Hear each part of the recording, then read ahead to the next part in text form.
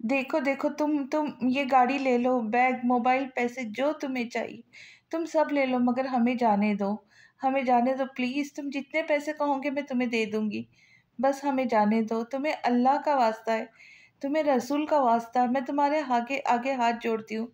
हमें जाने दो। वो इन तीनों बेजमीर लड़कों के सामने अपने हाथ जोड़े बैठी थी। खुदा का वास्ता है तुम लोगों को। वो इन बेज़मीर लोगों को अल्लाह का वास्ता दे रही थी जो अल्लाह से नहीं डरते थे, शैतान के बनाए हुए रास्तों पर चलते थे। उनके दिल काले थे और शक्लें बेरौनक थी, उनके हाथ खून से रंगे हुए थे। छोड़ दो बच्ची को, बूढ़े ड्राइवर ने मज़ाहमत करने की कोशिश की। वो बूढ़ा ड्राइवर मुस्तकिल मज़ाहमत कर रहा था कि वो किसी तरह से इनको उसको इन तीनों लड़कों से बचा ले, कि किसी तरह वो गाड़ी उस सड़क से बाहर ले जाए, मगर उस कमज़ोर बूढ़े आदमी की हर कोशिश बहुत ही कमज़ोर थी।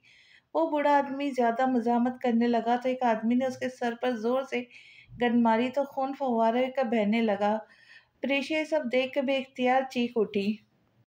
वो ड्राइवर अगले चंद ही लम्हों में बेहोश हो चुका था। वो काफ़ी देर से किताबों में अपना सर दिए बैठी थी और पढ़ते पढ़ते उसका सर दुखने लगा था। वो थक भी बहुत गई थी। थोड़ी देर बाद वो अपनी तमाम किताबें समेटकर एक साइड में रखते हुए वॉशरूम चली गई। फ्रेश होकर निकली तो नीचे का रुख किया। आज छुट्टी का दिन था तो सब घर में ही मौजूद थे। परी ने सोचा कि चाय बना के लॉन में बैठ के चाय पियेंगी, मगर जब उसने लॉन में देखा तो वहां पर वलीद और फरहान दोनों बैठे हुए आपस में बातें कर रहे थे। इस वाक़ये के बाद परी को वलीद और फिर और भी ज़्यादा ज़हर लगने लगा था। परी ज़्यादातर कोशिश यही करती थी उसका सामना वलीद से ना हो। उस वाक़ये के बाद परी को वलीद और भी ज़्यादा ज़हर लगने लगा था। परी ज़्यादातर कोशिश यही करती कि उसका सामना वलीद से ना हो। परी ने लाउंज में हारिस साहब को देखा। हारिस साहब लाउंज में नहीं थे। फिर उसके स्टडी रूम में देखा, वहाँ भी नहीं थे। वो किचन में आई जहाँ आसिया खाला काम कर रही थी। खाला, मामू कहाँ हैं? बाहर गए हुए क्या? परी ने उनसे पूछा। नहीं बेटी, वो तो ऊपर शहरियार के कमरे में है, दोपहर से वहीं है। अच्छा परी बेटा, ये चाय तुम शहरियार और हारिस साहब के पास ले जाओ, मैं ये चाय ज़रा बाहर उन बच्चों को दे आऊँ। परी वहाँ जाकर उन्हें डिस्टर्ब करना नहीं चाहती थी। उसने सोचा कि उन्हें मना कर दे कि ऊपर नहीं जा सकती, लेकिन उसने जो सोचा बाहर जा चाय देने से बेहतर है कि वो ऊपर ही चली जाए। कुछ सोच के उसने कहा, जी मैं ले जाऊंगी। थोड़ी देर बाद वो चाय की ट्रे ऊपर मौजूद शहरियार के कमरे की तरफ ले गई। उसने एक हाथ से दरवाजे पर दस्तक दी, दूसरे हाथ से चाय की ट्रे पकड़ी हुई थी। दरवाजे की दस्तक पर दोनों ने चौंक कर दरवाजे को देखा। वो दोनों काम में बहुत ज्यादा मगन थी। उसने जरा सा सर आगे किया, चाय की ट्रे सामने की, जैसे कह रही हो चाय पी ले। हारिस साहब उसे देखकर मुस्कुराने लगे। क्या मैं अंदर आ जाऊं? उसने इजाजत मांगी। बिल्कुल गुड़िया, अंदर आओ। वो चाय की ट्रे लेकर कमरे में दाखिल हुई और फिर दोनों को बारी बारी चाय बनाकर दी। परी को ध्यान नहीं रहा था कि ट्रे में दो नहीं बल्कि 3 कप है। वो चाय की ट्रे छोड़कर जाने लगी। पीछे से शहरियार की भारी आवाज उसके कानों से टकराई। परी, तुम नहीं पियोगी चाय? तुम्हारा कप खाली है। उसने मुड़कर देखा। ट्रे में दो नहीं 3 कप थे। खाला ने 3 कप एक ही ट्रे में रख दिए थे। परी ने सामने बैठे लड़के को देखा जिसके सिल्की बाल माथे पर हमेशा की तरह लापरवाही से गिरे हुए थे। हाँ गुड़िया, मेरे साथ बैठकर चाय पियो, हारिस साहब ने कहा। इस अगर शहरियार ने कहा होता तो वो फौरन ही मना कर देती, मगर इस दफ़ा हारिस साहब ने इसरार किया था। वो इस दुनिया में सबको इनकार कर सकती थी, मगर हारिस साहब को हरगिज नहीं। परी हारिस साहब के बराबर में बैठ गई। आप लोग मेरी वजह से कहीं डिस्टर्ब ना हो। उसे उन दोनों के दरमियान बैठे हुए कुछ शर्मिंदगी महसूस हुई तो उसने फौरन से कहा। हारिस साहब ने मुस्कुराकर उसके सर पर हाथ फेरा। ऐसा नहीं है। हारिस साहब ने परी के कप में चाय भरी और उसकी तरफ कप बढ़ाया तो उसने थाम लिया। वो लोग मुसलसल अपने काम के बारे में बातें कर रहे थे जो शहरियार ने पाकिस्तान आके करना था। इस वक्त चकोर लंबी सी टेबल पर 4 मुख्तलिफ किस्म के खूबसूरत बिल्डिंग के नक्शे चार्ट पेपर पर महारत से बनाए हुए थे। 4 नक्शों में से एक नक्शे पर शहरियार के पेन की मदद से हारिस साहब को इशारा किया। ये हमारा हेड ऑफिस होगा, ये मीटिंग रूम है और नीचे सिक्योरिटी रूम। शहरयार बड़ी महारत और प्रोफेशनल अंदाज से एक एक जगह हारिस साहब को नक्शे पे समझा रहा था। ये सारे नक्शे शहरयार ने खुद तैयार किए थे और अब वो हारिस साहब से इस पर मशवरा ले ले रहा था। परी ने बड़ी दिलचस्पी से उन 4 नक्शों को देखा। वो दोनों बड़ी महारत से एक दूसरे से धड़ाधड़ एक के बाद एक सवाल जवाब कर रहे थे। कभी वो शहरयार के सवाल करते देखती तो कभी हारिस साहब को जवाब देती, कभी वो हारिस साहब को सवाल करते देखती तो शहरयार को जवाब देते। हारिस साहब से बात करते करते शहरयार की नज़र बराबर में बैठी परी पर पड़ी, जो अपनी थोड़ी को नीचे हाथ रखकर इन दोनों की बातें सुन रही थी। शहरयार की नज़र उसके गर्दन पर मौजूद तिल पर गई तो उसने बेख्तियार अपना चेहरा दूसरी तरफ किया। वो अब हारिस साहब के दूसरे नक्शे के बारे में समझा रहा था। परी की नज़र शहरयार के काम करते हुए हाथ पर गई। उसके हाथ की जिल्द बहुत साफ थी, जिस पर गोल्ड डायल की घड़ी पहनी हुई थी। वो सफ़ेद टी शर्ट और काले रंग की पैंट पहना हुआ था। वो गोल्ड डायल वाली घड़ी उसकी मजबूत कलाई पर अच्छी लग रही थी। उसके एक हाथ में पेन और दूसरे हाथ में एक सिगरेट लाइटर था। वो ग्रे रंग का सिगरेट लाइटर बहुत ही खूबसूरत था। परी ने शहरयार के हाथों की हरकत देखी। उसने लाइटर को खोला तो सुर्ख रंग का हो गया। लाइटर बंद किया तो सिगरेट लाइटर उसी रंग का हो गया जिस रंग का था। उसने लाइटर मेज पर रखकर अपनी हल्की पड़ी हुई शेव पर हाथ फेरा। परी ने चौकोर टेबल पर रखा हुआ सिगरेट लाइटर देखा। ये सिगरेट पीते हैं? परी ने खुद से सवाल किया। परी को सिगरेट पीने वाले मर्द हद से ज्यादा बुरे लगते थे। वो सिगरेट नहीं पीता था। ये सिगरेट लाइटर उसके एक बहुत अच्छे दोस्त उसके वालिद अहमद शाहिद का था, जो वो इनकी याद में अपने साथ पाकिस्तान लेकर आया था। परी ने एक लम्हे के लिए अपनी सब्ज आंखें उठाकर सामने बैठे लड़के को देखा। शहरयार की नज़र भी उसी वक्त उस पर गई। लम्हे भर के लिए दोनों की आंखें एक दूसरे से मिली। परी ने घबराहट के मारे फटाफट अपनी नज़रों के जाविये तब्दील किए। सामने बैठे हुए शख्स ने बड़ी दिलचस्पी से उस लड़की के गाल सुर्ख होते हुए देखे। शहरयार, हारिस साहब की आवाज़ पर उसने चौंक कर देखा। जी, शहरयार ने मुख्तसर जवाब दिया। सॉरी, आप क्या पूछ रहे थे? शहरयार ने कहा, मुझे अदनान साहब के प्रोजेक्ट की बेसमेंट कुछ समझ नहीं आई। तुम ज़रा मेरी मदद करो इसमें। हाँ हाँ बिल्कुल शहरयार एक दफ़ा फिर से नक्शे पर झुक गया। परी से अब मज़ीद वहाँ नहीं बैठा जा रहा था। उसे यह एहसास ज़िंदगी में पहली दफ़ा हुआ था जिससे वो इतना घबरा रही थी। उसका बस नहीं चल रहा था कि वो फ़ौरन कमरे से कहीं गायब हो जाए। मैं नीचे जाऊँ? मुझे खाला से कुछ काम है। उसने हारिस साहब से इजाज़त मांगी। गुड़िया चाय तो पी लो। उसकी चाय ऐसी की ऐसी ही रखी हुई थी। परी ने चाय को हाथ तक नहीं लगाया था। मैं नीचे जाके पी लूँगी। वो बस जल्द अज जल्द यहाँ से जाना चाहती थी। परी सीढ़ियों से उतरकर नीचे आ रही थी। नीचे आते हुए उसे सुमन सीढ़ियों पर ही मिल गई। सुमन परी को शहरयार के कमरे से निकलता हुआ देख चुकी थी, मगर फिर भी पूछ रही थी। सुमन ने परी को बड़ी अजीब और गरीब नज़रों से देखा। तुम्हारा भला क्या काम है शहरयार के कमरे में? सुमन के लहजे में परी के लिए हमेशा की तरह कड़वाहट घुली हुई थी। बैठे बिठाए तुम्हें ऐसे कौन से काम याद आने लगे जो तुम लोगों के कमरे तक जाने लगी हो? उसका कड़वा और कांटेदार लहजा क्या बताना चाह रहा था। परी खूब जानती थी। अपनी हद में रहे आप, और आइंदा मुझसे इस तरह की बात मत कीजिएगा। परी ने सुमन को जवाब दिया। वरना क्या कर लोगी तुम? सुमन ने कहा, मैं जो करूंगी वो आपको बताने की ज़रूरत नहीं है। परी ने सुमन के सवाल को नज़रअंदाज किया और अपनी बात जारी रखी। और मेरी बात अच्छी तरह से याद रखें कि अगर आइंदा आपने मुझसे इस लहजे में और इस तरह की फिजूल बात करने की कोशिश की तो अच्छा नहीं होगा। मैं आपके जवाबदेह नहीं हूँ।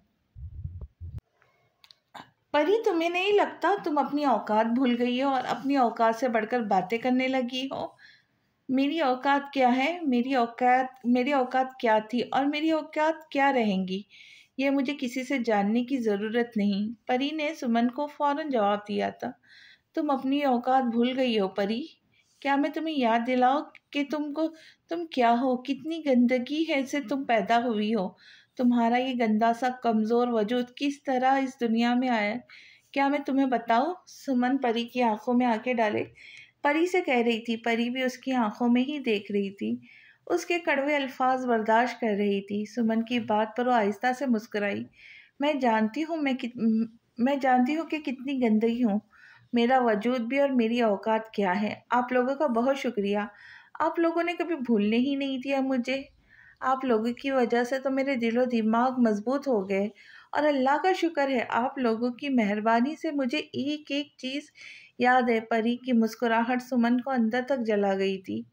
और आप क्यों मेरे साथ अपना वक्त बर्बाद कर रही है? बाहर लॉन में जाइए, अपने दोस्तों के साथ एंजॉय करें। परी का इत्मीनान और उसकी मुस्कुराहट उसे बुरी तरह तपा रही थी। परी दूसरी साइड से 3 सीढ़ियां उतरने के बाद एड़ियों के बल दोबारा से मोड़ी। अरे हाँ, एक और बात, अगर आप ऊपर जा ही रही है तो फिर शहरियार के कमरे से चाय की ट्रे लेती आइएगा। अब तक मामू और शहरियार ने चाय पी ली होगी। Thank you. परी ने सुमन के पर आखिरी नज़र डाली और फौरन अपने कमरे में आई। उसने कमरे में आकर हाथ की हथेली पूरे हाथ ताकत से बंद की। गुलाबी पानी की पतली सी लकीर उसकी आंखों में उभरी तो उसने बेदर्दी से उसे साफ किया। लोगों की बेरहम बातों से अक्सर दिल टूट जाते हैं, टूट के बिखर जाते हैं। खुद से मोहब्बत करना एक रवैया है, एक आर्ट है, एक आदत है। जब इंसान ये सब सीख लेता है तो वो बदल जाता है। जब इंसान खुद बदलता है तो उसके इर्द गिर्द की दुनिया बदलने लगती है। वो पहले खुद को पहचानता है, फिर अपने बनाने वाले से मोहब्बत करने के काबिल होता है। गोल बड़ी सी मेज़ पर रात के खाने से सजी हुई थी। रात खाने की मेज़ पर सभी मौजूद थे। इस खाने की मेज़ पर एक शख्स का इजाफा हुआ था, और वो था शहरयार अहमद। खाने की मेज़ मुख्तलिफ खानों से भरी हुई थी। ये ख़ास एहतमाम सिर्फ शहरयार के लिए किया गया था। उसे यहाँ आए हुए तकरीबन 2 हफ्ते हो चुके थे, मगर उसकी मेहमान नवाजी अभी भी जारी थी। शहरयार, ले लो ना, शामी कबाब तुम्हें बहुत पसंद है ना, ख़ास तौर पे तुम्हारे लिए बनाए हैं, सायमा ने कहा। सुमन, शहरयार की प्लेट में कबाब डालो। सायमा ने फ़ौरन ट्रे सुमन की तरफ बढ़ाई। सुमन ने ट्रे उठाकर शहरयार की प्लेट में कबाब डालना चाहा तो शहरयार ने फ़ौरन मना किया। अभी रहने दो सुमन, मेरी प्लेट में है, मुझे लेना होगा तो मैं ले लूँगा। सुमन अपनी माँ को देखने लगी। सायमा ने उसे आँख के इशारे से कहा कि वो ट्रे वापस टेबल पर रख दे। परी, मुझे एक गिलास पानी देना प्लीज़। शहरयार ने परी से पानी मांगा। परी ने अपने सामने बैठे शहरयार को देखा और फिर एक नज़र सुमन के पास रखे हुए पानी के जग को। सुमन ने फौरन ही गिलास में पानी निकाला और शहरयार की तरफ बढ़ाया तो उसने गिलास थाम लिया। न जाने क्यों उसे शहरयार को पानी देते हुए शर्मिंदगी सी महसूस हो रही थी। तीसरी कुर्सी पर बैठी हुई सायमा उसे मुसलसल घूर रही थी। परी की भूख अचानक ही खत्म हुई। खाने की मेज से उठने वाली वो पहली फर्द थी। उसकी प्लेट में खाना अभी भी मौजूद था, मगर उसकी भूख खत्म हो चुकी थी। वो अपने खाने की प्लेट छोड़कर उठने लगी। कहाँ जा रही हो गुड़िया? अपना खाना तो ख़त्म करो। हारिस साहब ने फ़ौरन ही उसे रोकना चाहा। मुझे और भूख नहीं लग रही। परी जाने लगी तो पीछे से शहरयार की भारी आवाज़ उसके कान में गूंजी।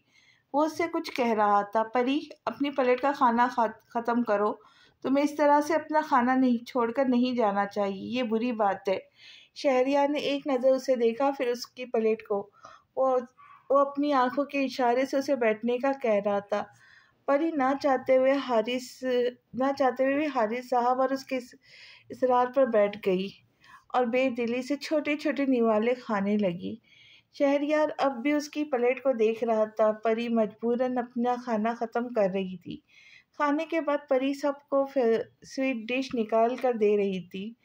मैंगो कस्टर्ड बहुत अच्छा बना है, शहरयार ने इजाफी साफ साइमा की तरफ देखकर कहा। उसका ख्याल था कि साइमा ने बनाया है। ये साइमा ने नहीं, परी ने बनाया है। परी कस्टर्ड और केक बहुत अच्छे बनाती है, हारिस साहब ने शहरयार को बताया। शहरयार कस्टर्ड खाते खाते अचानक रुका और परी को देखा। तुमने बनाया है? शहरयार उसे देखते हुए पूछा। जी, परी ने मुख्तसर जवाब दिया। बहुत अच्छा बनाया तुमने परी, शहरयार ने बराह रास्त उसकी तारीफ की। डाइनिंग टेबल पर बैठे कुछ लोगों ने बड़ी नागवारी से पहलू बदला। शहरयार अच्छा लड़का है, सायमा ने रात में हारिस साहब से कहा, जो इस वक्त किसी फाइल में सर दिए बैठे थे। मुझे पता है, उन्होंने मुख्तसर जवाब दिया। शहरयार कितने वक्त के लिए पाकिस्तान आया है? सायमा ने जानबूझकर हारिस साहब से ये सवाल किया। तुम्हें पता तो है वो 6 माह के लिए पाकिस्तान आया है, फिर क्यों पूछ रही हो? शहरयार आपके साथ सेट हो गया? सायमा ने दूसरा सवाल पूछा। हाँ बिल्कुल, और मुझे ये कहने दो कि वो काम में फरहान से ज़्यादा अच्छा है और ज़िम्मेदार भी। तभी अहमद भाई उसे अपने पास से इतनी आसानी से नहीं भेज रहे थे। शहरियार हर चीज़ बहुत अच्छी तरीके से संभाल लेता है। अब देखो वो यहाँ पाकिस्तान में होने के बावजूद भी अपने पाप के साथ लंदन के कामों में भी हाथ बटा रहा है। यही वजह है कि वो घर में कम ही नज़र आता है। शहरियार की कही बात वगैरह तो नहीं है, मेरा मतलब कोई रिश्ता वगैरह।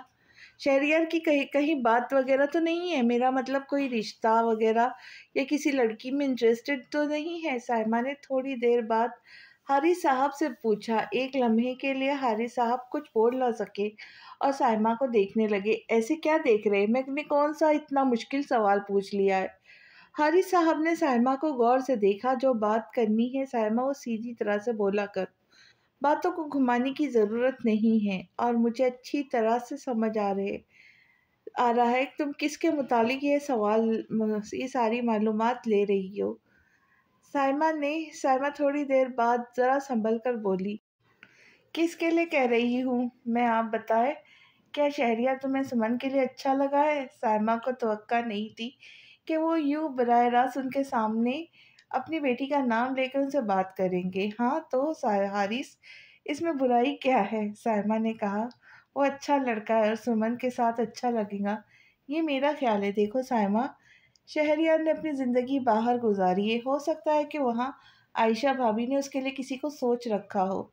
और जहाँ तक मेरी बात शहरियार और सुमन की है तो इस बारे में सोचा जा सकता है, लेकिन अगर दोनों की मर्जी इसमें शामिल हो तो। और मेरे ख्याल से शहरियार अभी शादी तो बिल्कुल नहीं करना चाहता। मुझे पता है उसके दिमाग अभी शादी ब्याह के लिए नहीं बना। वो यहाँ काम करने आया है। प्लीज़ उसे काम करने दो साइमा, इन चक्करों में मत उलझाओ शहरियार को।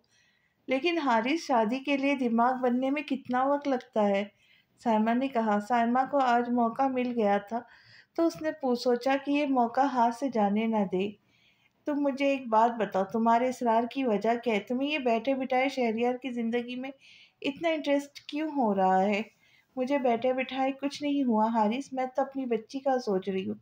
वैसे मुझे तुम्हारी समझ में नहीं आई। तुम्हें ना तो आयशा भाभी पसंद है ना ही अहमद भाई, फिर तुम उनके बेटे पर इतनी मोहब्बत क्यों निछावर कर रही? क्या तुमसे सुमन ने कहा है शहरियार के बारे में मुझसे बात करने को? हारी साहब की बात पर साइमा को अचानक चुप लग गई। क्या हुआ, कुछ बोलो, हारी साहब ने कहा। क्या सच में सुमन ने कहा है तुमसे?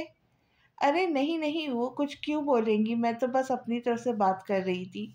सुमन ने मुझे इस बारे में कुछ नहीं कहा। ठीक है तो फिर आराम से बैठी रहो, दोनों ही मेरे बच्चे हैं। अगर दोनों ही खुश होंगे तो देखेंगे इस बात को, पर अभी इस बात का जिक्र किसी से मत करना। अब लाइट बंद कर दो, मुझे सोना है।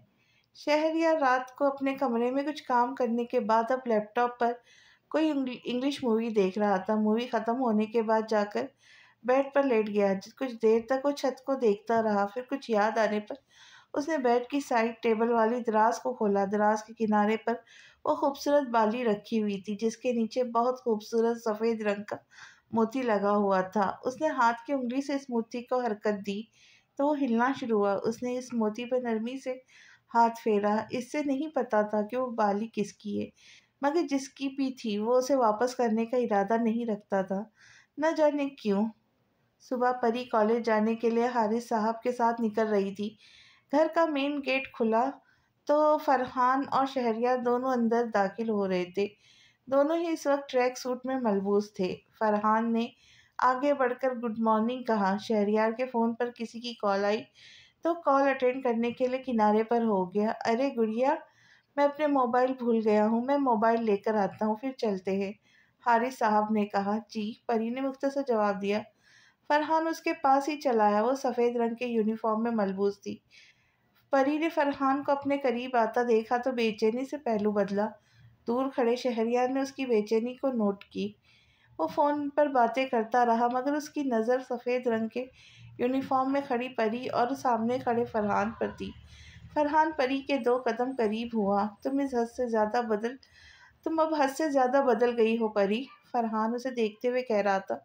दूर खड़े शहरियार ने आंखें ज़रा सुकेड़ कर दोनों को देखा। फरहान मुसलसल कुछ न कुछ बोल रहा था मगर परी खामोश थी, यूं जैसे वो उसके किसी भी सवाल का जवाब नहीं देना चाह रही हो। पत्थर का दिल सुना है तुमने? परी, तुम्हारा दिल पत्थर की तरह सख्त हो गया है। हाँ, मुझे मालूम है, परी ने मुख्तसर जवाब दिया। क्या तुम मुझसे अपनी बातें, अपनी तकलीफ शेयर नहीं कर सकती? फरहान ने एक दफ़ा फिर कोशिश की। नहीं, परी ने कहा। क्यों? फरहान ने जवाब चाहा। मेरी मर्जी, परी ने कहकर अपना रुख दूसरी तरफ किया। फरहान ने अपनी मुट्ठी जोर से बंद की।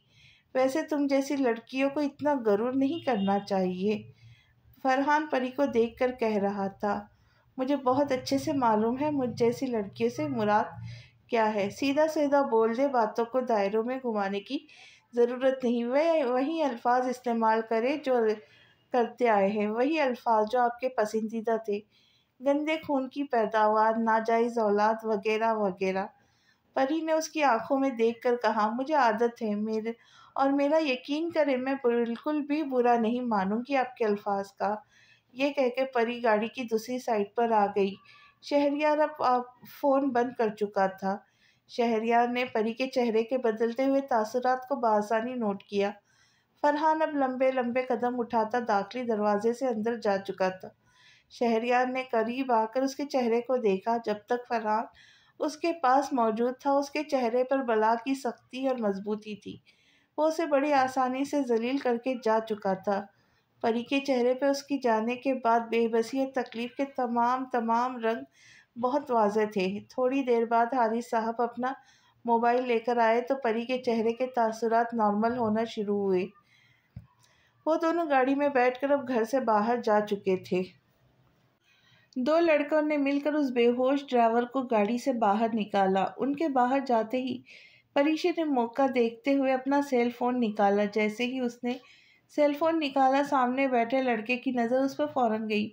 उस लड़के ने उसके गाल पर जोर से थप्पड़ मारा और सेल फोन उसके हाथ से छीन लिया। फिर उस लड़के ने पूरी कुव्वत से अपनी गन का पिछला हिस्सा उस मोबाइल पर मारा। मोबाइल की स्क्रीन चिकनाचूर हो गई। फिर उसने मोबाइल में से सिम निकालकर सिम भी तोड़ दी। परेशा ने बेहद खौफजदा नज़रों से उस बेरहम शख्स को देखा। इन दोनों लड़कों ने उस ड्राइवर को सड़क के किनारे पर छोड़ दिया और खुद गाड़ी में आके बैठ गए। वो तीन लड़के परीशे की गाड़ी और अपनी मोटरसाइकिल अपने मखसूस मकाम पर ले गए। सड़क बिल्कुल उसी तरह से सुनसान और खाली थी जैसे यहाँ पर कुछ हुआ ही ना हो। तुम लोग मुझे कहाँ लेकर आए हो? मेरी आंखों से पट्टी हटाओ फौरन, वो रोते हुए उनसे फरियाद कर रही थी। देखो, मैं तुम्हारे आगे हाथ जोड़ती हूँ, मैं तुम्हारे पैर पड़ती हूँ, मुझे मेरे घर छोड़ दो। तुम्हें जितने भी पैसे चाहिए मैं दे दूंगी, मगर अल्लाह का वास्ता है मेरे साथ ये सब ना करो। उसकी आंखों पर पट्टी बंधी हुई थी। उसने अपने हाथ जोड़े हुए थे। वो किसी नन्हे मासूम से बच्चे की तरह फूट फूट कर रो रही थी। तुम्हें रसूल का वास्ता है, मेरे साथ ऐसा ना करो। मेरी शादी होने वाली है, मैं और मेरे घर वाले तबाह बर्बाद हो जाएंगे, मैं जीते जी मर जाऊंगी। मगर परीक्षा की सारी बातों को नज़रअंदाज करते हुए किसी ने उसके बाजू को बुरी तरह से पकड़ा और घसीटते हुए अपने साथ लेके जा रहा था। छोड़ो मुझे, छोड़ो, हाथ मत लगाना, खबरदार। परीक्षा मुसलसल रोते हुए उनसे फरियाद कर रही थी। प्लीज़ तुम लोगों को अल्लाह का वास्ता छोड़ दो मुझे। उन तीनों लड़कों ने अपने चेहरे को छुपाया हुआ था।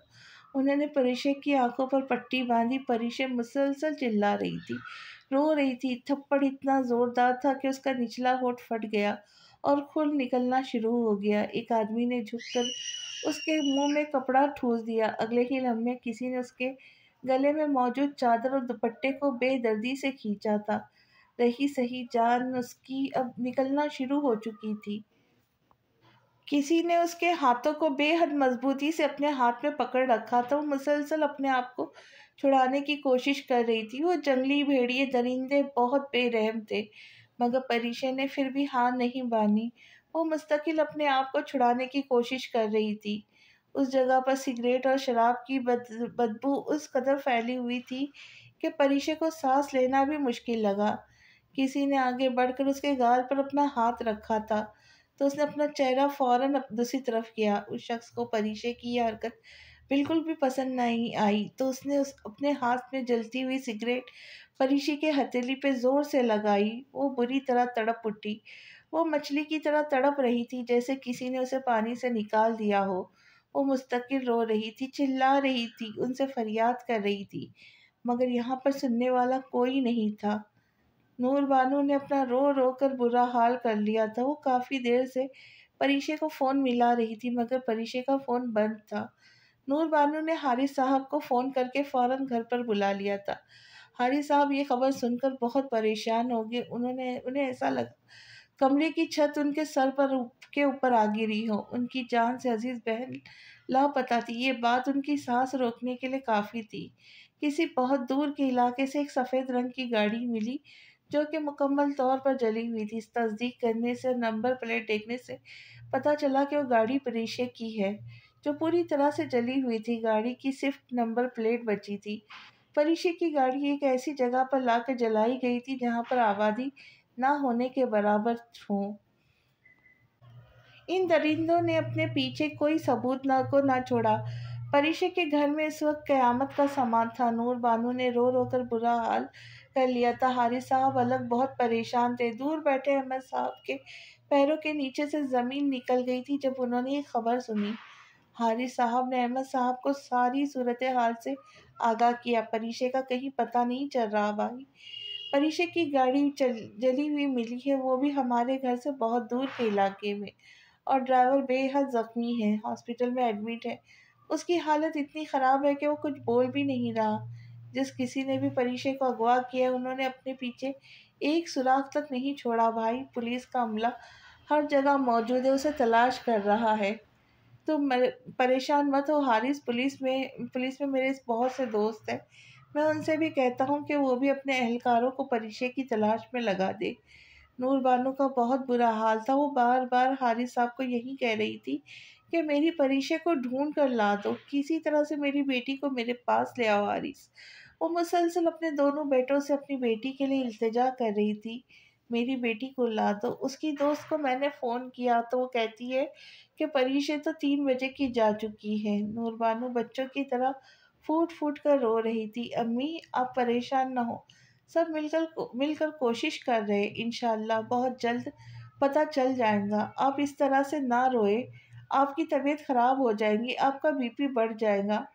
हारिस अपनी माँ को समझाने की कोशिश कर रहा था।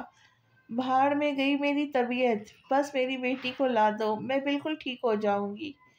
क्या हुआ हारिस, परीक्षा का कुछ पता चला? हारिस साहब जैसे ही कमरे में आए, साइमा ने उनसे पूछा। नहीं, अभी तक कुछ पता नहीं चला। अम्मी का रो रो कर बुरा हाल है। पुलिस का अमला हर तरफ उसे ढूंढ रहा है। गाड़ी भी जली हुई मिली है। हारिस साहब ने अपनी पेशानी को जोर से मसला। क्या तुमने कॉल की थी परीक्षा को? नहीं, साइमा ने मुख्तसर जवाब दिया। आप परेशान ना हो, कोई बच्ची नहीं, शादी होने वाली है उसकी। हो सकता है वो खावर के साथ गई हो। साइमा की इस बेहद फजूल बात पर हारिस साहब को साइमा पर अचानक ही बहुत गुस्सा आया। तुम्हारा तुम्हारा दिमाग खराब हो गया है? वो एकदम चिल्ला उठे। हम सब यहाँ इस कदर परेशान हैं और तुम हमारी परेशानी की मजीद वजह बन रही हो। अपनी फिजूल की बातें और बेकार की बकवास बंद रखो। तुम्हारे दिलो दिमाग में मेरे बहन बहन के खिलाफ आखिर इतना गंद है? तुम एक बहुत ही कमज़ोर औरत हो साइमा, तुम्हें शर्म आनी चाहिए इस तरह की बातें करते हुए। तुम ना तो खुद खुश हो रहती हो, ना ही दूसरों को रहने देती हो। अपनी मनफी सोच अपने पास रखा करो। हारिस साहब जो कपड़े बदलने के लिए आए थे, उठकर गुस्से से कमरे से बाहर निकल गए। ये सही है भाई, बहन खुद की लापता और गुस्सा मुझ पर हो रहे। साइमा ने घड़ी में टाइम देखा जो 11 बजा रही थी। हो न हो गई होगी खावर के साथ डेट पे। खामखा परेशान हो रहे, खुद भी और दूसरों को भी कर रखा है। साइमा जैसी कमज़ोर औरत सारे हालात को देखते हुए फिर भी मनफी सोच सोचने से बाज नहीं आ रही थी। हालात उसके सामने थे, मगर वो फिर भी अनजान परिश परीशे पर दबी दबी सी आवाज़ में मुसलसल चिल्ला रही थी। उनसे इल्तिजा कर रही थी कि वो भेड़िए उसकी इज्जत को नापाक ना करे। परीशे पल पल मर रही थी, दरिद्रों से रहम की भीख मांग रही थी। वो उन्हें मुसलसल खुदा का वास्ता दे रही थी, मगर ये जंगली भेड़िए एकदम बहरे हो चुके थे। उनके दिलो दिमाग पर महर लग चुकी थी। परीक्षा एक एक करके सबको पुकार रही थी, याद कर रही थी। वो एक एक करके सबके नाम ले रही थी। अम्मी, हारिस भाई, अहमद भाई, भाभी खावर यहाँ तक के मुलाजिमा का नाम भी ले, कोई तो आ जाए उसके पास और उसे बचा ले। मगर ऐसा कोई नहीं था उसके पास जो उसके सर पे मोहब्बत और शफकत भरा हाथ रखे, उसे जलती हुई इस आग से बचाकर छाँव में ले आए। परीशे को इस लम्हा उसके बाबा बड़ी शिद्दत से आए। परीशे ने अपने मरहूम बाप शाहिद साहब को पुकारना शुरू किया। ये उसकी तरफ से बेबसी की आखिरी इंतहा थी कि उसने अपने मरहूम बाप को भी पुकारना शुरू कर दिया। उन तीनों लड़कों ने उसे ज्यादती का निशाना बनाया था।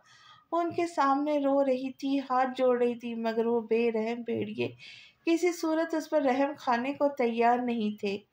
पुलिस का अमला उसे ढूंढने के लिए मुख्तलिफ इलाकों में चक्कर काट रहा था, मगर किसी सूरत उसका कहीं पता ना चला। परीशे कहाँ थी उसे खुद भी नहीं पता था। परीशे को ढूंढते ढूंढते आधी रात हो गई। उसके घर में एक बेहद खौफनाक तूफान बरपा हुआ। एक ऐसा तूफान आया था जिससे हर चीज तहस नहस हो चुकी थी। सारी जिंदगियां, सारा सुकून एक साथ बिखर गया था। उस दिन एक ऐसी कयामत आई थी जो सारी जिंदगी नहीं भुला सकते थे। इस कदर दुख, इस कदर तकलीफ कि उनकी जवान बेटी जिसके 1 महीने के बाद शादी थी, वो यूं अचानक दिन दहाड़े अगवा हो गई थी। उस मासूम के साथ ये सब क्या हो गया? अभी तक उसका कोई सुराग ना मिला। जमीन खा गई या आसमान निकल गया, किसी को पता ना था। और मुजरिमों ने अपने पीछे कोई सबूत, कोई निशान तक ना छोड़ा, और इस गुनाह के चक्कर में आगे निकलते हुए इस कदर माहिर हो चुके थे, उन्हें किसी का भी खौफ नहीं था। वो कैसे एक मासूम लड़की की जिंदगी बर्बाद कर रहे थे। आज परी फिर से छत के ऊपरी हिस्से पर बनी आखिरी कमरे में मौजूद थी। ये वो कमरा था जिसमें उसकी एक छोटी सी दुनिया आबाद थी। ये कमरा उन चीज़ों में शामिल था जिससे परी को खुशी होती थी। इस कमरे की चीज़ों से उठने वाली महक उसके लिए बहुत सुकून का बास बनती। इस कमरे में मौजूद हर चीज़ उसे पसंद थी। इस कमरे में मौजूद अलमारियाँ, किताबें, कपड़े और बहुत सी पुरानी चीज़ें। कमरे के एक तरफ बने लकड़ी के शेफ पर परी की जीती हुई मुख्तलिफ ट्रॉफियाँ, अवार्ड शीट, कप और मुख्तलिफ सर्टिफिकेट तरतीब से रखे हुए थे जो परी अपनी ज़िंदगी के मुख्तलिफ इम्तिहानों में जीतती आई थी। इस कमरे में मौजूद फर्नीचर और बाहर पड़ा हुआ झूला और परी के कमरे का फर्नीचर पुराने स्टाइल का था। उसके बरक्स घर में और घर के दूसरे कमरों में मौजूद फर्नीचर नए ज़माने का था। जब परी 12 साल की थी तो नूर बानो के साथ उनके कमरे में ही रहती थी, मगर फिर जैसे जैसे वो बड़ी हुई उसकी माँ का कमरा परी को दे दिया गया। इस कमरे में मौजूद पुराना फर्नीचर आज भी था, जिसे परी बहुत ही मोहब्बत और एहतियात से इस्तेमाल कर रही थी, बिल्कुल उसी तरह जैसे वो अपने माँ की हर चीज़ को इस्तेमाल करती थी। उसकी माँ की अलमारी में मौजूद कपड़े पुराने थे, लेकिन उनकी चमक एकदम नई सी थी। नूर बानो ने उसकी माँ की हर चीज़ संभाल कर रखी हुई थी। उनकी अलमारियाँ में मौजूद चीज़ों को परी बाकायदगी से इस्तेमाल करती थी। आज इतवार का दिन था। शाम में ईमान के सालगिरह थी, जो उसकी बेस्ट फ्रेंड थी। वो शाम में पहनने के लिए अपनी माँ के कपड़ों में से कोई कपड़ा निकाल रही थी। परी की नज़र सामने हैंगर में लटकी हुई सब्ज रंग की गहरी फ्रॉक पर पड़ी। परी ने हाथ बढ़ाकर वो सब्ज रंग की फ्रॉक निकाली। उसने बगैर कंफ्यूज हुए पहले ही नज़र में फ्रॉक निकाल कर उसे पसंद कर लिया। मैं आज ये पहनूंगी, उसने फैसला किया। वो कपड़े लेकर नीचे आई तो उसने ईमान का गिफ्ट पैक करना शुरू किया। अरसलान उसके साथ ही कमरे में मौजूद था। गिफ्ट पैक करने के बाद उसने अरसलान के सब्ज रंग के कपड़े दिखाए और पूछा कि कैसे हैं। बहुत अच्छे हैं, अरसलान ने जवाब दिया। परी आपी, क्या आप आज मैचिंग करेंगी? परी को उसकी बात पर हैरानी हुई तो उसने पूछा, क्या मतलब मैं आज मैचिंग करूंगी? अरे परी आपी, आपकी आंखों का कलर और इस फ्रॉक का कलर सेम है ना? परी उसकी बात पर हंस पड़ी। आप हंसती हुई बहुत प्यारी लगती है आपी। अच्छा, परी ने उसके बाल खराब किए। परी अप्पी, अरसलान ने बुरा सा मुंह बनाकर परी को देखा। उसे देखकर हंस रही थी। अरसलान ने अपने बाल बड़े ही स्टाइल से दोबारा से बनाना शुरू किए। अरसलान को बर्दाश्त ना था कि कोई उसके बालों की स्टाइल को ख़राब करे। अरसलान, तुम्हारी ये क्या आदत है हर 2 मिनट के बाद अपने बालों को हाथ लगाकर ठीक करने की? अरे परी अपी, मुझे लगता है ये मेरा स्टाइल बहुत कूल है। परी उसके कूल स्टाइल और अंदाज को देखती रहेगी। अच्छा चलो, अब जल्दी से जाओ और अपने कपड़े निकालो, शाम में जाना भी है ईमान के घर। वो अपना सर हिलाता हुआ कमरे से बाहर आ गया। वो अपना सर हिलाता हुआ कमरे से बाहर भागा। बाहर की तरफ भागते हुए अरसलान शहरयार से बुरी तरह टकराया, जमीन पर जा गिरा। शहरयार ने अपना हाथ बढ़ाकर उसे उठाया। ध्यान से सुपरमैन, शहरयार उसे देखते हुए बोला। अरसलान अब अपना सर सहला रहा था। शहरयार इस वक्त एक रफ सी टी शर्ट में मलबूस था। उसके बाल हमेशा की तरह माथे पर लापरवाही से गिरे हुए थे। मुझे सुपरमैन कहने के लिए आपका बहुत शुक्रिया, मगर आप खुद जो मैन ऑफ स्टील है उसका क्या? और उसके जिस्म और उसकी शानदार पर्सनालिटी को देखकर कह रहा था। अरसलान अब शहरयार की बॉडी को देखते हुए उसके इर्द गिर्द घूम रहा था। एक चक्कर, दो चक्कर, तीसरे चक्कर पर शहरयार ने उसका बाजू पकड़कर पूछा, इतने गौर से क्या देख रहे हो तुम? शहरयार ने मुसलसल उसे अपने आप को घूरता हुआ देखा। अरसलान अब भी उसका जायजा ले रहा था। फिर अरसलान ने दोबारा अपने बालों को हाथ की मदद से ऊपर को उठाया। मेरी बॉडी भी बिल्कुल ऐसी ही है, बस अभी मैं छोटा हूँ, इस वजह से नज़र नहीं आती। अरसलान ने फौरन कहा। शहरयार को उसकी बात पर हंसी आ गई। अरसलान ने अपनी टी शर्ट के बाजू को से ज़रा ऊपर किए। ये देखे मेरे मसल्स कितने स्ट्रांग है ना? शहरयार ने उसके पतले से बाजू को देखा और फिर एक नज़र अरसलान को देखा, जो ज़रा इतरा कर अपने बाजू को दिखाकर अपनी आईब्रोज को ऊपर नीचे करके उससे पूछ रहा था, जैसे ये बताए कि कैसे है। शहरयार घुटनों के बल नीचे बैठा और अपने दोनों हाथ की दो उंगलियों से उसके पतले से बाजुओं को छुआ। अरसलान के पतले से बाजू उसके हाथ की दो उंगलियों में आसानी आ गए। हाँ बिल्कुल, तुम तो बिल्कुल ठीक कहते, तुम तो बहुत स्ट्रांग हो, तुमसे तो बहुत दूर रहना चाहिए। शहरयार ने अरसलान का खून बढ़ाया। वैसे तुमने इतनी स्ट्रांग बॉडी का क्या करना है? शहरयार ने अरसलान से पूछा। ताकि मैं अपनी परी अपी को प्रोटेक्ट कर सकूं, एक सुपरमैन की तरह। उसकी बात पर शहरयार के माथे पर बेशुमार बला पड़े। वो क्यों? शहरयार पूछे बिना ना रह सका। ताकि अगर कोई मेरी परी अपी को तंग करे या उन्हें रुलाए तो मैं उन्हें मार सकूं। अरसलान ने बड़ी आसानी से जवाब दिया। कौन कौन तंग करता है तुम्हारी अपी को? शहरयार ने पूछा। शहरयार के चेहरे से मुस्कुराहट अब गायब हो चुकी थी। सभी करते हैं, अरसलान ने कहा। और इन सब में कौन कौन आता है? शहरयार ने पूछा। न जाने शहरयार क्या मालूम करना चाह रहा था। साइमा आंटी, वलीद भाई, फरहान भाई, सुमन अपी और इकरा अपी भी है। इन सब में सबसे तुम्हारी अपी को ज़्यादा कौन बुरा लगता है? जो उन्हें बहुत तंग करता है। ये सारे ही तंग करते हैं, मगर वलीद भाई ने परी आपी की बिल्ली मानो को मार दिया था तो बहुत रोई थी और उनकी तबीयत भी ख़राब हो गई थी। कौन वलीद? शहरयार की मुलाकात अभी तक उससे नहीं हुई थी। वो फरहान भाई लोगों के कज़िन हैं। अच्छा, अब मैं जा रहा हूँ। परी आपी ने मुझे कहा है कि मैं जल्दी से आऊँ वापस, और आपने मुझे बातों में लगा दिया। ये कहता हुआ वो अपने पोर्शन की तरफ भागा। अरसलान की बातों ने शहरयार को बहुत डिस्टर्ब किया। कुछ सोचते हुए शहरयार के जबड़े बुरी तरह से तन गए। अरसलान की बातों ने उसके आधे से ज़्यादा सुकून बर्बाद कर दिया था। ड्राइंग रूम में इस वक्त शहरयार, हारिस और साइमा आपस में बातें करने में मसरूफ़ थे। परी अरसलान का हाथ पकड़े हुए ड्राइंग रूम की तरफ आई। परी ने वही सब्ज रंग की फ्रॉक पहनी हुई थी जो उसने आज निकाली थी। हारिस साहब ने परी को अंदर आते हुए देखा। एक लम्हे को हारिस साहब अचानक ही अपनी जगह से उठकर खड़े हो गया। हारिस साहब के साथ साथ साइमा ने भी परी को चौंक कर देखा। वो इस वक्त बिल्कुल अपनी माँ का अक्स लग रही थी। शहरयार ने उसे एक नज़र देखा। परी शहरयार को बहुत साल पहले परी शहरयार को बहुत साल पीछे ले गई। शहरयार को आज अचानक ही परी नामी लड़की बहुत शिद्दत से याद आई, जो हमेशा मोहब्बत से उसके आने पर उसके दोनों गालों को चूमकर बहुत सारा प्यार करती थी। शहरयार ने अपने सामने खड़ी उस लड़की को देखा। वो भी बहुत प्यारी लग रही थी। एक हाथ में उसकी ईमान का गिफ्ट था, दूसरे हाथ में उसने अरसलान के हाथ को पकड़ा हुआ था। उसके भूरे लंबे बाल हाफ बंधे हुए थे। कानों में उसने हल्के मगर बहुत खूबसूरत झुमके पहने हुए थे।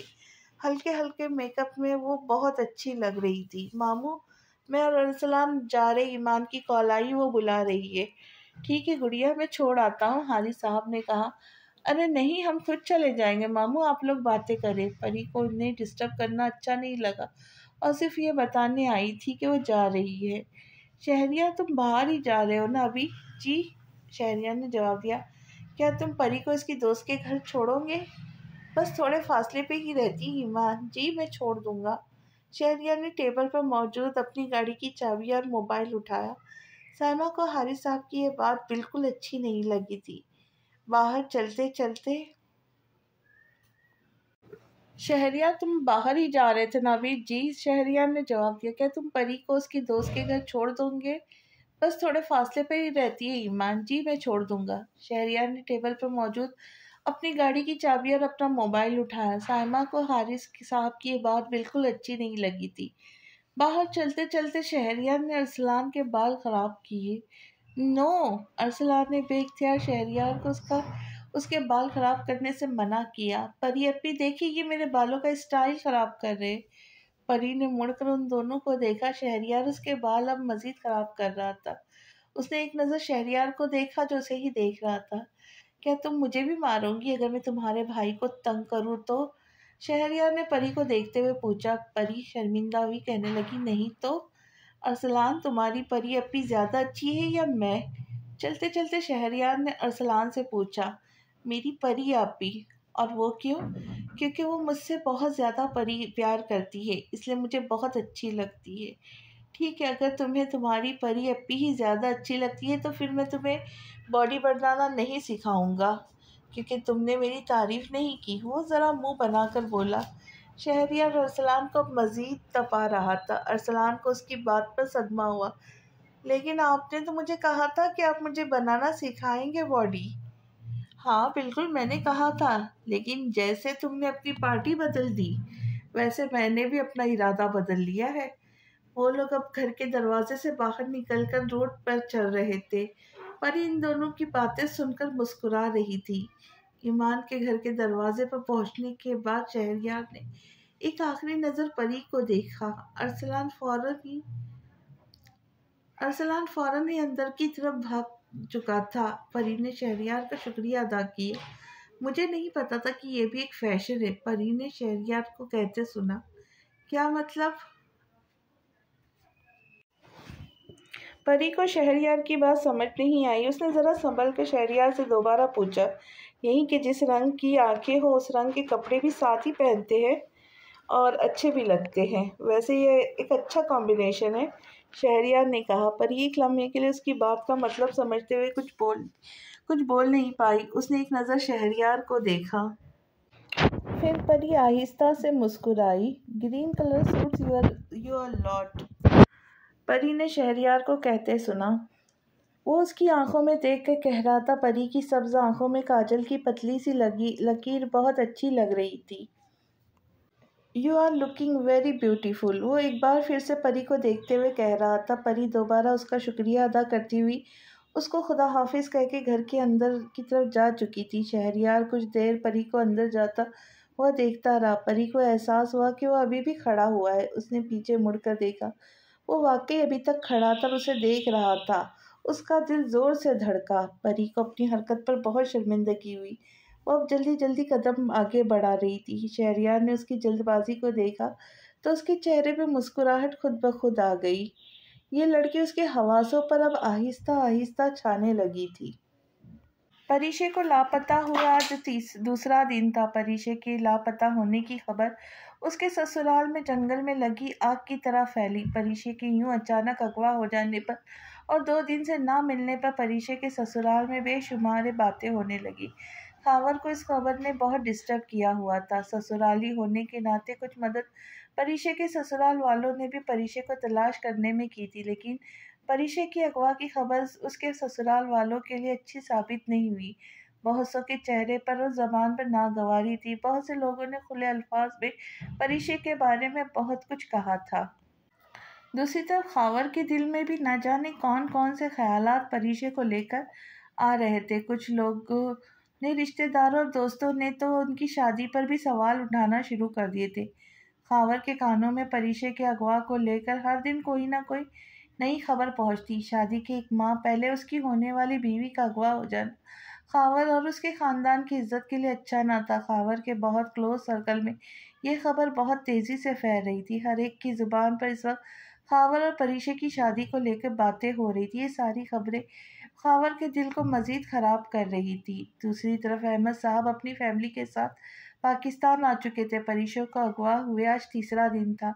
उनके घर में क़यामत बर्पा हुई थी। उनकी जवान लड़की, उनकी इकलौती जान से अजीज़ बहन परीशे 3 दिन से किस हाल में थी किसी को पता ना थी। वो कहाँ है किसी को खबर ना थी। नूर बानो का रो रो कर बुरा हाल था। खानदान और सोसाइटी की औरतें रोज़ ही उनके घर में मौजूद होती। कुछ औरतें 4 अच्छी बातें करती तो 4 बुरी। कुछ ख़वातीन परीशे की शादी के बारे में सर जोड़कर बातें कर रही थी। हाय हाय अल्लाह, देखो तो ज़रा इस बच्ची के साथ क्या हो गया। मैंने तो सुना था 1 महीने के बाद शादी है, मगर देखो तो 1 महीने से पहले ही उसके साथ क्या हो गया। अब देखो ज़रा इसके ससुराल वाले भी इसे पूछते हैं या नहीं, और शादी का देखो अब क्या होता है। नूर बानो को ये बातें किसी आरी की तरह उनके कलेजे पे लगती हुई महसूस हुई। नूर बानो उनकी बेहद तकलीफदा बातों से जलकर खाक हो जाती, मगर अफसोस वो किसी की ज़बान नहीं पकड़ सकती थी। नूर बानो उनके बच्चे किसी तूफान, किसी हालत से गुजर रहे थे, ये सिर्फ वही जानते थे। क्या दुख थे, कितनी तकलीफ़ें थी, क्या गम थे जो उन्हें अंदर ही अंदर खाए जा रही थी। दीमक की तरह उनके वजूद को चाट रहे थे। उनकी बूढ़ी बेजान हड्डियाँ, उनका पूरा वजूद लोगों की कड़वी बातों को कैसे बर्दाश्त करता था, वो सिर्फ नूर बानो ही जानती थी।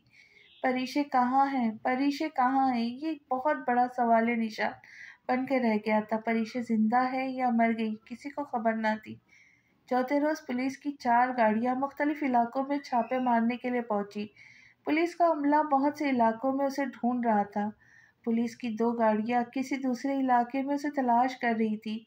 इस इलाके में गिनती के लोग ही रहते थे। इस इलाके में ज़्यादातर खाली प्लॉट थे। ये वो इलाका था जहाँ इंसानों की गिनती से ज़्यादा जंगली और आवारा कुत्ते फिरते थे। इस इलाके में ज़्यादातर जंगली झाड़ियाँ थी। ये इलाके मुकम्मल तौर पर सुनसान और जंगली झाड़ियों से भरा पड़ा था। पुलिस के अमले ने अब परीशे की तलाश यहाँ भी शुरू कर दी। वो अब इस इलाके की मुख्तलिफ दुकानों, घरों और कारखानों का पूछ रहे थे, जो काफ़ी अरसे से बंद पड़े थे। वो दुकानें, घर, फैक्ट्रियाँ इतने लंबे अरसे से बंद थी कि उनके ताले जंग आलूद हो गए थे। पुलिस के 2 एहलकार उन झाड़ियों के बीच गए। उन्होंने दूसरी तरफ उन जंगली झाड़ियों के पीछे 2 बंद बड़ी सी दुकानों को देखा। इन दुकानों के करीब चली आए। दोपहर का वक्त था, गर्मी की शिद्दत थी। सूरज अपनी तमाम तर चमक के साथ चमक रहा था। गर्मी की शिद्दत से पुलिस एहलकार ने अपने माथे पर आया हुआ पसीना अपनी उंगली से साफ करके अपना हाथ झटका। वो छाव की गर्ज से उन 2 दुकानों के करीब आ गए। करीब आने के बाद उन्हें एहसास हुआ इन 2 दुकानों में से किसी एक दुकानों से कुछ आवाज़ें आ रही है। खामोश सुनसान इलाके में वो आवाज़ बखूबी सुनी जा सकती थी, जिस वक्त उन्हें आ रही थी। कोई इस दुकान के अंदर मौजूद है। किसी भारी चीज़ को लकड़ी की टेबल पे मार रहा था। पुलिस के एहलकार ने बाकायदा अपने अपने अपने कान दुकान के शटर पर लगाकर आवाज़ें सुनी। उन्हें अब यकीन हो गया था कि आवाज़ उसी दुकान से आ रही है। लेकिन जब पुलिस एहलकारों ने दुकान के शटर के नीचे लगे हुए तालों को देखा, तो ये ताले ऐसे मालूम हो रहे थे जैसे सालों से खुले न हों। इन 2 पुलिस एहलकारों में से एक पुलिस एहलकार भागता हुआ अपने बेड के पास गया और एक दुकान में से कुछ आवाज़ें आ रही इसके बारे में ऑफिसर को आगाह किया। उस पुलिस ऑफिसर ने अपने साथ मज़ीद 2 एहलकार और एक लेडी पुलिस को भी लिया और दुकान तक पहुंचे जहां से आवाज़ें आ रही थी। इस दुकान से अब आवाज़ें आना मुकम्मल तौर पर बंद हो चुकी थी। ये दुकानें देखने में कुछ इस तरह से मालूम होती थी कि इसका आगे वाला हिस्सा मुकम्मल तौर पर बंद और उसमें लगे हुए ताले बेहद जंग आलूद थे और इर्द गिर्द की दीवारों पर बेशुमार झाड़ियाँ थी। पुलिस ऑफिसर उसके एहलकारों ने उस दुकान को चारों तरफ से घेर लिया। दुकानों के तीनों तरफ झाड़ियों का ढेर था। इस पुलिस ऑफिसर ने अपने अमले की मदद से दुकान के तीनों अतराफ की झाड़ियों को हटाने की कोशिश की। दुकान के पिछले हिस्से पे बेशुमार झाड़ियों का ढेर था, जिसको हटाने में उन्हें काफ़ी दिक्कत हुई। जब वो झाड़ियाँ मुकम्मल तौर पर साफ हुई, तो पिछली दीवार के हिस्से में लकड़ी के आधे दरवाजे पर जितनी खिड़की बनी हुई थी, ये खिड़की उन मुजरिमों ने बाहर आने जाने के लिए बड़ी महारत से बनाई थी और दुकान का सामने वाला हिस्सा ऐसा छोड़ा था जैसे वो सालों से खुला ही ना हो। इस खिड़की के ऊपर उन्होंने इतनी झाड़ियाँ डाली हुई थी कि किसी को शक तक ना हो कि उसके पीछे एक लकड़ी की खिड़की मौजूद है। 3 एहलकारों ने मिलकर दुकान के आगे वाला दरवाज़ा खोला और फौरन ही पीछे हो गए। लेडी पुलिस ने दुकान के अंदर ज़रा झाँक कर देखा। उस दुकान में सिगरेट और शराब की बदबू इस कदर फैली हुई थी कि उसने बेइख्तियार अपना दुपट्टा मुंह पर रखा। ये दुकान खासी बड़ी थी। दुकान के बिल्कुल किनारे की तरफ एक लड़की मौजूद थी। लेडी पुलिस फौरन ही उसकी दुकान के अंदर चली आई। लेडी पुलिस ने उस लड़की को देखकर बेइख्तियार अपने मुंह पर हाथ रखा। अंदर मौजूद लड़की की हालत बहुत नाजुक थी। लेडी पुलिस की आंखों में आंसू आ गए। वो लेडी पुलिस अपने दुपट्टे से आंखों को पोंछते हुए बाहर निकली। उस औरत ने दुकान के इतराफ खड़े पुलिस एहलकारों को जो पहरा दे रहे थे फौरन ही दूर कर दिया। सर, अंदर एक लड़की मौजूद है जिसकी हालत बहुत ख़राब है। मुझे नहीं पता कि वो ज़िंदा है या मर गई, लेकिन उसे अस्पताल ले जाने से पहले मुझे इस इलाके के किसी घर से किसी लंबी सी चादर का बंदोबस्त करके दे दे। ठीक है, हम इन दोनों लड़कियों के घर वालों को इत्तला कर देते। एक लड़की मिली है। इस 1 हफ्ते में हमारे पास 2 ज़्यादती के केसेस आए थे। एक परीशे नामी लड़की और एक ऐमन नामी। इन दोनों के घर वालों को यहाँ बुलाओ, पता करो कि किस घर की बच्ची है और इस बच्ची के घर वालों से कहो कि अपने साथ एक औरत भी लेकर आए। रशीद पुलिस ऑफिसर ने सामने खड़े एहलकार को पुकारा। तुम जल्दी से डॉक्टर को फ़ोन करो और उससे कहो कि वो फ़ौरन एम्बुलेंस लेकर यहाँ आए। अगर इस लड़की के घर वालों को यहाँ आने में देर हो गई तो हम इस बच्ची को अस्पताल लेकर जाएंगे। फिर वहीं बुला लेना इसके घर वालों को। बच्ची की हालत ठीक नहीं है। स्कूल की वैन जैसे ही घर के दरवाजे के बाहर रुकी, परी भागते हुए फौरन अंदर की तरफ गई। उसके हाथ में फर्स्ट पोजीशन के अवार्ड और गले में लटका हुआ फर्स्ट पोजीशन का मेडल था। वो आज बहुत खुश थी। एक बार फिर से वो फर्स्ट पोजीशन लाई थी। वो दौड़ते हुए सीधा नूर बानो के पास आई। नूर बानो अपने कमरे में मौजूद थी। परी ने लाउंज से ही नूर बानो को आवाज़ें लगाना शुरू कर दी थी। नानी नानी। कमरे तक पहुंचते हुए परी का सांस फूल चुका था। आराम से मेरी जान। नूर बानो ने अपने दुपट्टे के किनारे से उसके चेहरे पर आया हुआ पसीना साफ किया। नानी ये देखे, मैं फर्स्ट आई हूँ। उसने अपनी चीज़ें नानी को दिखाना शुरू की। अरे वाह मेरी जान, माशाल्लाह, बहुत मुबारक हो। उन्होंने झुककर परी के दोनों गाल चूमे। आपको मुझ पर फख्र हुआ? परी ने नूरबानो से पूछा। बहुत ज़्यादा, नूरबानो ने मोहब्बत से जवाब दिया। उन्होंने उसके हाथ से वो सारा सामान ले लिया। चलो अब तुम अच्छे बच्चों की तरह कपड़े बदलो, फिर हम सब साथ खाना खाते। वो उनकी बात पर सर हिलाते हुए फौरन फ्रेश होने चली गई। शाम में हारिस साहब जैसे ही घर आए तो परी ने थोड़ी देर बाद उन्हें अपनी फर्स्ट पोजीशन की खबर सुनाई और हाथ में मौजूद अपना अवार्ड दिखाया। अरे वाह! हारिस साहब ने उसकी तारीफ करते हुए उसके माथे पे प्यार किया। मैंने अपना वादा पूरा किया मामू, अब आपकी बारी है। परी ने फ़ौरन हारिस साहब को उनका वादा याद दिलाया। हारिस साहब को फ़ौरन ही अपना वादा याद आया। हाँ बिल्कुल, मुझे अपना वादा याद है। हम कल ही जाएंगे। तुम्हारी पसंद की छोटी सी प्यारी सी बिल्ली का बच्चा लेकर आ जाएंगे। उन्होंने उसे देखकर मोहब्बत से कहा।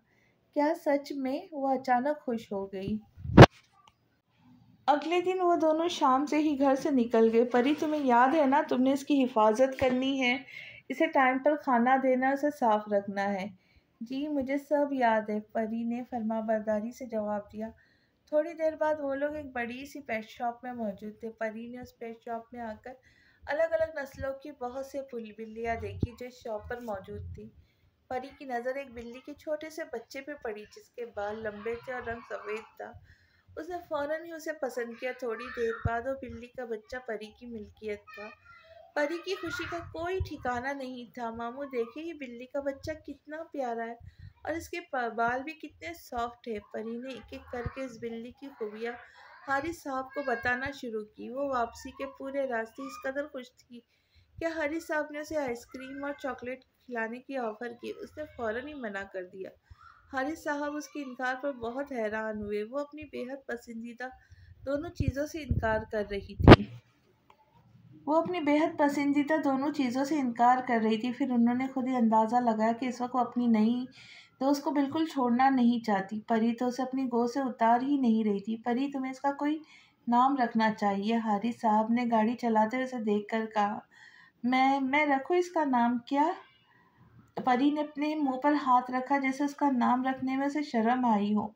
हारिस साहब उसकी बात पर और उसकी हरकत पर हंस पड़े। हाँ बिल्कुल गुड़िया, ये तुम्हारी है, इस वजह से इसका नाम भी तुम ही रखोगी। मैं इसका नाम मानू रख दूँ?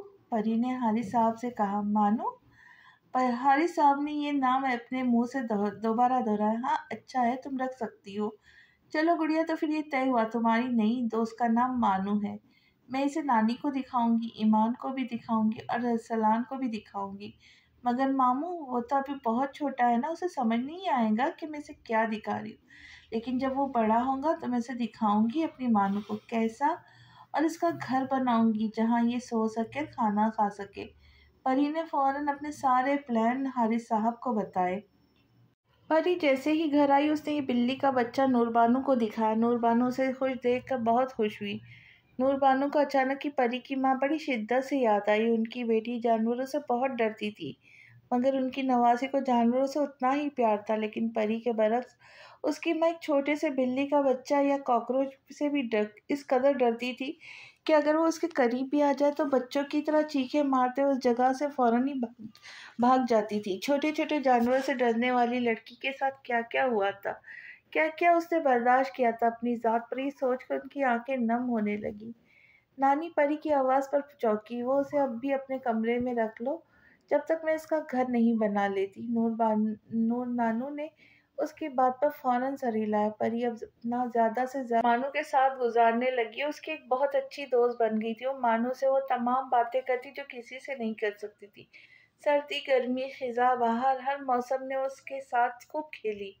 परी जब क्लास 2 की स्टूडेंट थी तब से मानू उसके पास थी, जो उसके पास क्लास 5 तक रही। आजकल समर वेकेशन की छुट्टियां थी तो हर बच्चे के मज़े थे। छुट्टियों के दिन वलीद और इकरा दोनों ही सुमन और फरहान के घर रुके हुए थे, या कभी वो दोनों उसके घर रुकने चले जाते। परी को जानवरों से ज़्यादा डर नहीं लगता था, मगर वलीद ने आजकल एक बहुत ही खौफनाक काले रंग का कुत्ता पाला हुआ था। वो जब घर आया था तो उसे भी अपने साथ ही लेकर आया। उस कुत्ते का नाम लियो था, जिसके एक बहुत बड़े जिसके बड़े बड़े नुकीले दांत और लंबे लंबे नाखून उसे मजीद खौफनाक बनाते थे। एक दिन वो चारों लॉन में खेल रहे थे। वलीद ने बॉल अपने कुत्ते लियो की तरफ फेंकी, जो वो कुत्ता भागता हुआ गया और बॉल अपने मुंह में दबाकर उसके पास वापस लाया। चारों ये हरकत बारी बारी की। वलीद को परी लॉन की दूसरी तरफ खेलती हुई नजर आई। ईमान भी उसके साथ थी। वो दोनों मानू के साथ खेल रही थी। वली ज़रा करीब हुआ, फिर कुछ सोचकर बॉल को ज़रा दूर की तरफ फेंका। वो कुत्ता भौंकता और भागता हुआ उन दोनों के करीब आ रहा था। इस कुत्ते को इतने करीब आता देखकर ईमान और परी ने बुरी तरह से चीख मारी। वलीद कभी बॉल ईमान की तरफ फेंकता तो कभी परी की तरफ। वलीद का कुत्ता उसके पीछे पीछे भागते हुए भौंक रहा था। ईमान और परी वलीद के कुत्ते से बहुत बुरी तरह डर गई थी। वो उन दोनों के करीब खड़ा पूरी तरह से भौंक रहा था। ये चारों लड़के इन दोनों पर हंस रहे थे।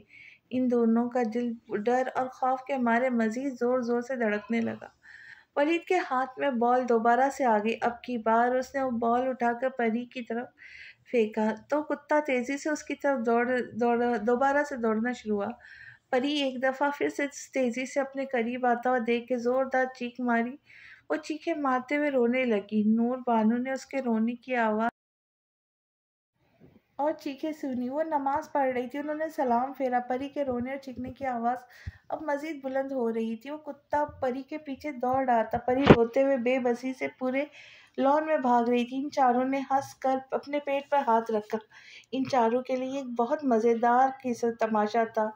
बाहर मेन गेट का दरवाज़ा खुला और हारिस साहब की गाड़ी अंदर आई। गेट से जैसे ही गाड़ी अंदर आई तो उन्होंने परी के रोने और चीखने की आवाज़ें सुनी। वो फौरन ही गाड़ी से बाहर निकले। सामने का मंजर देखकर हैरान हारिस साहब के पैरों के नीचे से जमीन निकल गई।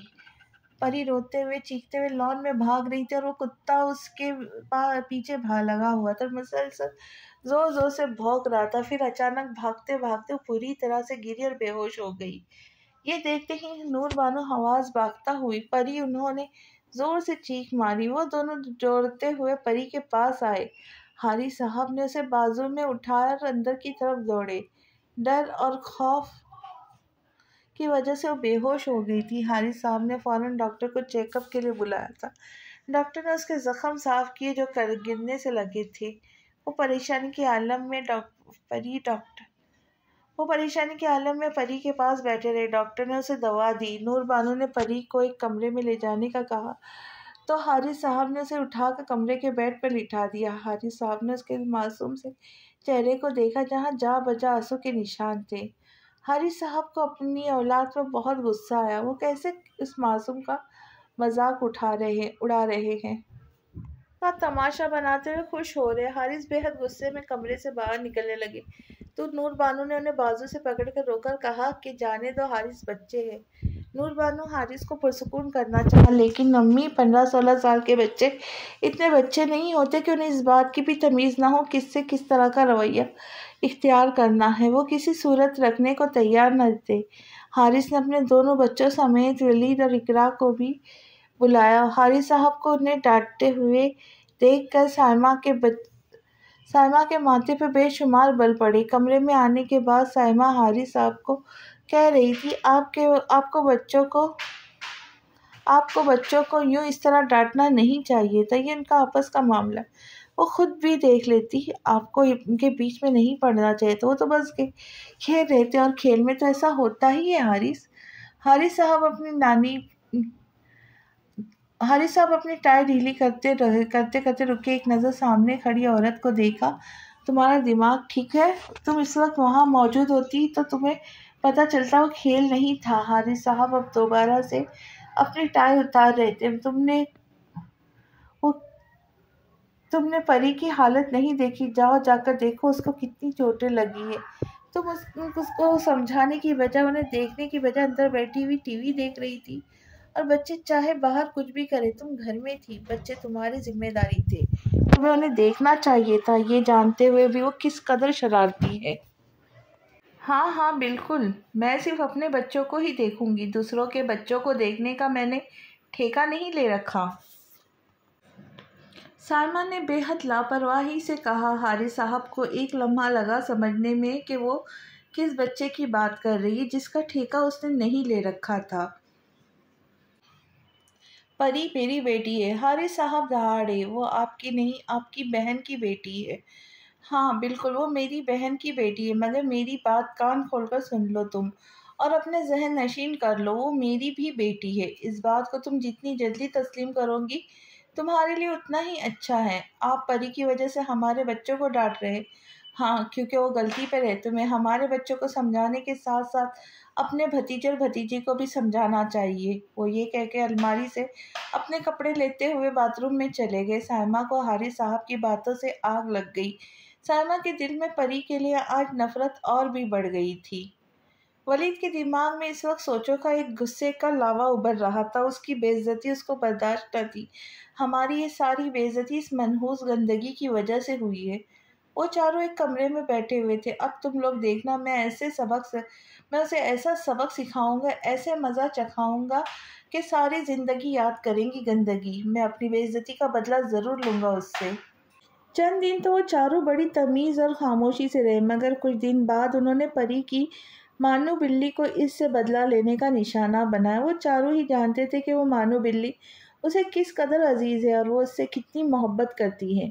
मानो लॉन के आखिरी सीढ़ी पे अपने मखसूस बर्तन में गोश्त के टुकड़े खा रही थी जो परी अभी थोड़ी देर पहले उसे देकर गई थी। वो बिल्ली गोश्त का टुकड़ा काटने लगी। वलीद ने परी के जाते ही उसके खाने का बर्तन उठाया। बिल्ली ने अपना खाना उठता हुआ देखा तो उसने शोर मचाना शुरू किया। वलीद इस बिल्ली को पुचकारते हुए लॉन के आखिरी हिस्से की तरफ लाया। लॉन के आखिरी साइड पर एक छोटा सा कमरा बना हुआ था जिसे स्टोर रूम के तौर पर इस्तेमाल किया जाता था। इस कमरे में वलीद ने अपने कुत्ते को रखा हुआ था। अंधेरा इस कमरे के चारों तरफ मौजूद था। वलीद ने जैसे ही खाने का बर्तन नीचे रखा तो बिल्ली ने चिल्लाना बंद कर दिया। थोड़ी देर बाद वलीद ने उस बिल्ली के पले से गोश्त का टुकड़ा उठाया और उस अंधेरे कमरे में फेंक दिया। बिल्ली दौड़ते हुए इस कमरे में गई। मानो के अंदर जाते ही वलीद ने कमरा फौरन बंद कर दिया। परी की बिल्ली मानो जैसे ही उस कमरे के अंदर गई, वलीद का कुत्ता लियो बुरी तरह से भौंकने लगा। इस कमरे से मुसलसल इन दोनों के भौंकने चिल्लाने की आवाज़ें आ रही थी। जैसे वो दोनों एक साथ लड़ाई कर रहे हो। मगर अगले ही लम्हे परी की बिल्ली मानो की आवाज़ बहुत ही मध्यम हो गई। फिर एक वक्त ऐसा आया कि कमरे में बिल्कुल खामोशी छा गई। फिर वलीद ने इस बिल्ली मानो की प्लेट उठाकर वापस उसी जगह पर रख दी जहाँ से उठाई थी, ताकि किसी को शक न हो। प्लेट रखने के बाद वलीद पास वापस लॉन की तरफ भागा और पिछली तरफ वाले कमरे का दरवाज़ा खोल दिया। कमरे के बिल्कुल सामने ही वलीद के कुत्ते ने परी की बिल्ली मानो को चीर फाड़ दिया था। वलीद के कुत्ते लियो के पंजे और मुंह पे मानो के खून के निशान लगे हुए थे। वलीद इस मरी हुई बिल्ली मानो को देखकर मुस्कुराया। सारी जिंदगी याद कर रखूंगी तुम ये सबक परी। थोड़ी देर बाद परी लॉन के आखिरी सीढ़ियों पर दोबारा से आई। इस दफ़ा परी के हाथ में दूध मौजूद था। हारिस साहब ने से किए गए वादे के मुताबिक परी मानो का हर लिहाज से भरपूर ख्याल रखती थी। उसने खाली बर्तन को देखा तो मानो को पुकारना शुरू किया। एक बार, दो बार, तीन बार मानो नहीं आई। परी को बेहद हैरानी हुई। वो तो पहली ही आवाज़ पर भागते हुए इसके कदमों के गिर्द लिपट जाती थी और चक्कर काटना शुरू कर देती थी। परी उसके दूध का बर्तन लेकर बाहर लॉन में आई और उसने एक बार फिर से मानो को पुकारना शुरू किया। मानो, मानो। परी चलते चलते लॉन के दूसरे साइड पे आई। स्टोर रूम का दरवाज़ा खुला हुआ था।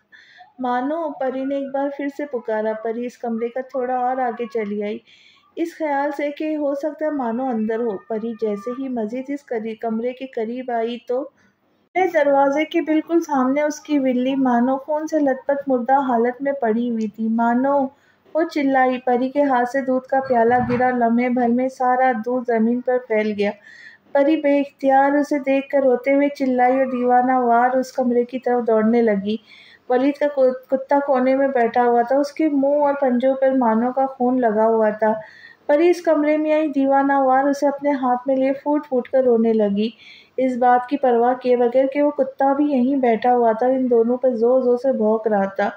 परी उठी और रोते हुए बाहर की तरफ भागी। मामू, नानी, वो रोते हुए चिल्ला रही थी।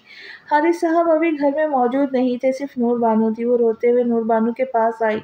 नूर बानो ने उसे इस हाल में देखा तो बहुत परेशान हुई। परी के हाथों में मरी हुई मानो थी, जिसकी गर्दन नीचे की तरफ लटक चुकी थी। नूर बानो ने उसके हाथ पर मरी हुई मानो को देखा तो बेहद हैरान हुई। मानो को डॉक्टर के पास लेके चले नानी, ये मर जाएंगी। परी रोते हुए नूर बानो से फरियाद करने लगी। नूर बानो से ये नहीं कह सकती थी कि वो तो पहले ही मर चुकी है। वो उसकी आखिरी उम्मीद को नहीं तोड़ना चाहती थी। उसकी बात में हामी भरते हुए जल्दी से बाहर खड़े ड्राइवर के साथ बैठी जानवरों की क्लिनिक उसको ले आई। डॉक्टर ने उसे देखकर कहा, ये तो मर चुकी है। परी ने वहीं खड़े खड़े फूट फूट कर रोना शुरू कर दिया। मानो उसके साथ 4 सालों से 3-4 सालों में उसके बेहद करीब हो गई थी। उसकी अचानक मौत ने उसे बेहद गमज़दा कर दिया। 4 सालों का साथ यूँ अचानक एक लम्हे में ख़त्म हो चुका था। उसकी मौत के बाद वो बेहद उदास रहने लगी। हारिस साहब ने उसे भुलाने के लिए बहुत दफ़ा समझाया कि वो उसे इसी तरह की दूसरी ला देंगे, मगर इसने हर दफ़ा साफ इनकार कर दिया कि वो अब किसी जानवर को दोबारा नहीं पालेंगी। ये चारों परी की इस हरकत पर खूब हंसे कि वो एक के मरे हुए जानवर को याद करके इतना रोती है। परी के लिए वो सिर्फ एक जानवर नहीं बल्कि उसके साथी थी। एक वफादार जानवर किस कदर अजीज होता है ये लोग नहीं जानते थे। मानो को मरे हुए 3 महीने से ज़्यादा वक्त हो चुका था। एक दिन परी और वलीद का सामना दोबारा से हुआ तो वलीद ने परी की मानो की मौत की सारी हकीकत बताई कि वो किस तरह से मरी है।